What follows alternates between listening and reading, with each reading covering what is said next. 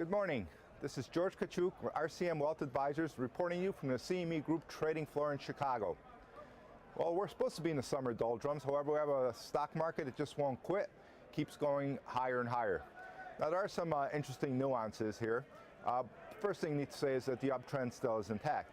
However, if we were just to look at the NASDAQ and the S&P 500, we do have a fair amount of what I call distribution days and or stalling days. We have 5 such days on the NASDAQ and about 3 days on the S&P 500.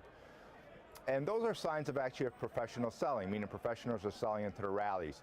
So we had a few such stall days where the markets go up and then they close in the bottoms. However, despite that, we have a lot of other underlying really good news, specifically as the small cap stocks continue to move higher, a lot of the sector ETFs continue to move higher.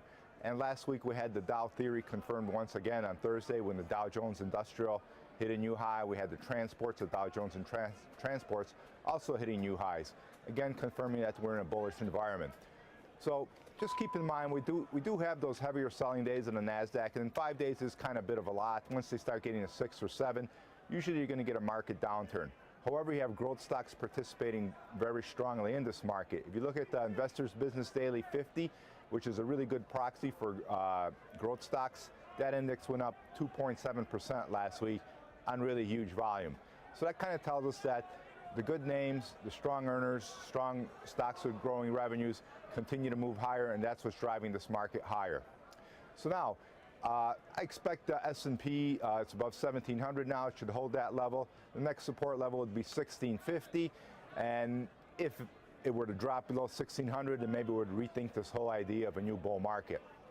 On the NASDAQ, I expect to hold the 3,550 level. First, of course, 3,600 above that, 3,550, and then the 3,500 level. If we were to see drop below those levels, we want to reconsider the whole bullish market idea. And then in this market, we have another new play for you. The name of the stock is Actavis. The symbol is ACT. They're a generic drug maker. Now, it's the old Watson pharmaceutical company, but last year they had merged with Actavis and they took on the name Actavis, symbol ACT. Now, just recently, in May, they announced that they're merging with Walner-Chilcott, another drug maker, and basically now they're about the number 3 generic drug maker in the world next to Teva and Forest Lab. Now, what makes them interesting is they peaked at about 133 in May, corrected, but only corrected about 11%, formed a flat consolidation up until 2 weeks ago, and then it broke past that 133 level on volume. Now, it's still in the buy zone. Right there, you can buy it up to about 139. It showed some really good supportive and tight action.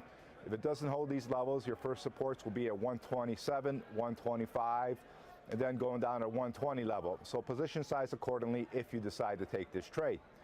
Now, earnings have accelerated over the last 3 quarters. They went from minus 10% to plus 21% to plus 47%.